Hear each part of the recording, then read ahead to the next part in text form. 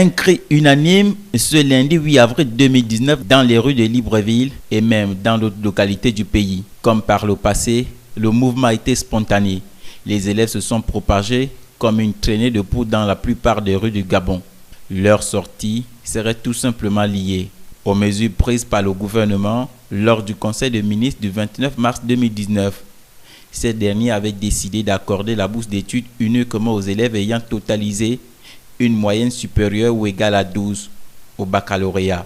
Et il faut également être âgé de 19 ans au moment de la demande.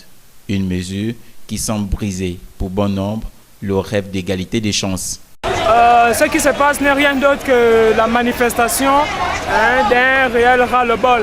Voilà, d'un réel ras-le-bol. Lorsqu'on a des personnes qui prennent des décisions comme si ils étaient en train de rêver, comme si ils étaient dans un lit ou bien dans une planète de rêvasserie.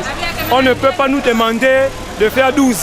On ne peut pas nous demander de faire 12, connaissant les conditions précaires dans lesquelles on apprend. C'est nous mettre au même pied d'égalité que les élèves de Michel Dira, de Blaise Pascal, etc.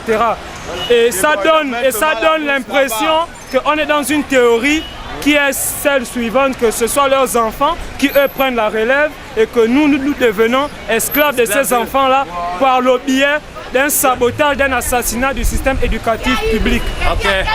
Étouffés par les forces de sécurité qui ont empêché les marches vers la primature, ces mouvements, selon certains dires, ne semblent pas prendre fin cette semaine.